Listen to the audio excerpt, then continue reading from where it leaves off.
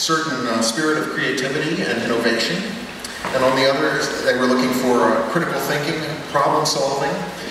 And for years, of course, we've been saying, along with you, well, this comes through the arts. It comes through arts education. It comes through an embracing of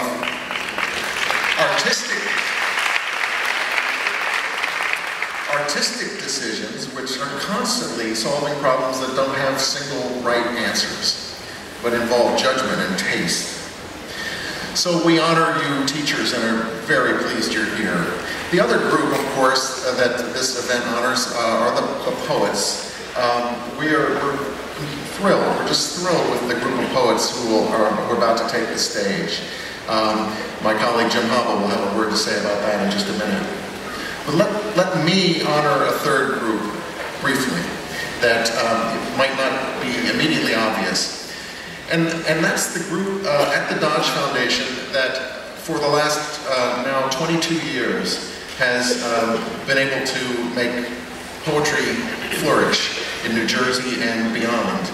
In particular, I'd like to say that there's a small group of people, 9 trustees of the Dodge Foundation, who finally have to decide where Dodge's philanthropic investment in society goes. You probably know that there are a lot of demands on philanthropic dollars, and you may know that foundations have taken a hit in their assets. Dodge, since the year 2001, has taken a dramatic hit. Our foundation is 30% smaller than it was then. We've trimmed wherever we can. We've been as creative as we can wherever we can, and the Poetry Festival still flourishes. And that is thanks to the priorities of the Dodge Board.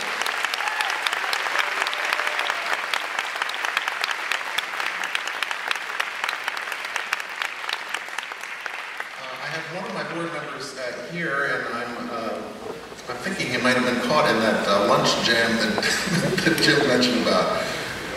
Jim mentioned earlier, so I can't ask him to stand up at the moment. But oh, yes, Jim Stevens, representing the Dodge Board.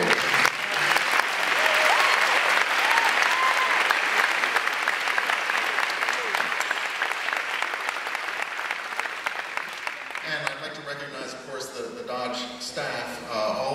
Lots of us wearing red shirts and roaming around today trying to be helpful. Basically, the whole office just drops everything and comes to Waterloo for 4 days.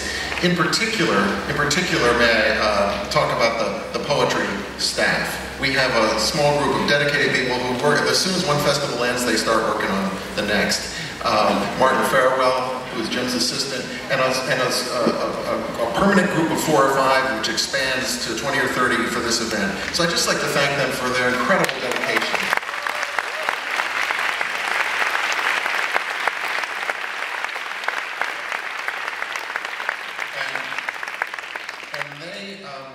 They are led by my esteemed colleague, Jim Haba. Before I bring Jim on stage, I just wanted to make one announcement. I alluded to it earlier this morning. The festival, which began as an experiment, it now feels like an institution. And what's happened from the very beginning is that the festival has been recorded by the finest PBS crews. We have thousands of hours of audio and video tape of now 12 festivals. So officially, quietly yesterday, and now in full voice, I'm announcing that today we have launched a Dodge channel on YouTube, which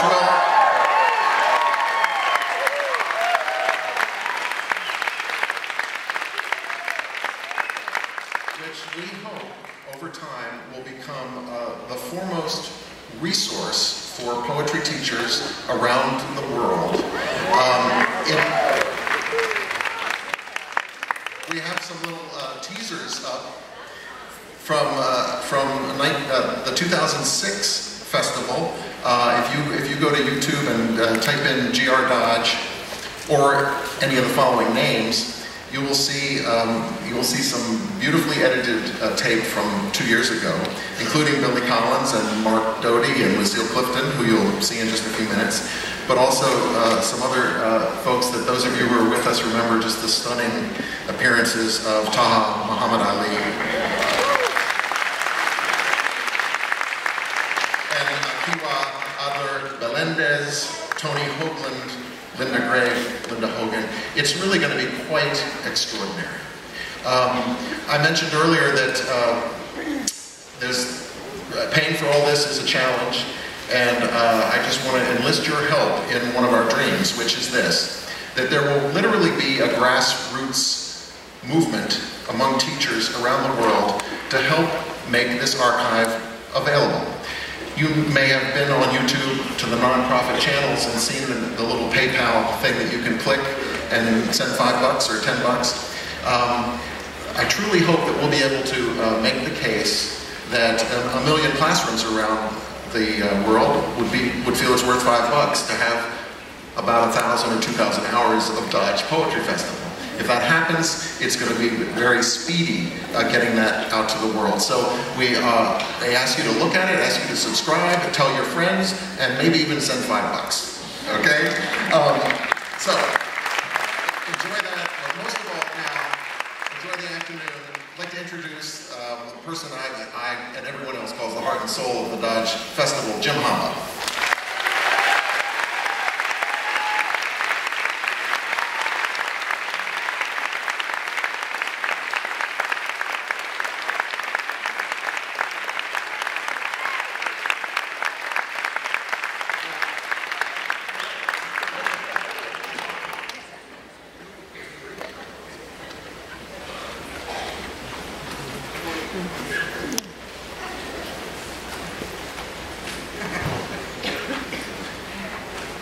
David was going to explain what the heart and soul does,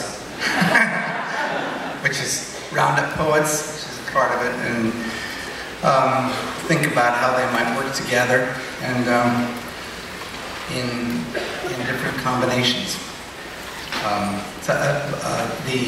As I said last night, the commitment of the Dodge Foundation to this project is really extraordinary. Certainly in my limited experience of philanthropy looking around, and the continued focus and investment and willingness to help this project grow is, I think, really exceptional. And I'm very grateful. It's a dream that I would not have dared to dream,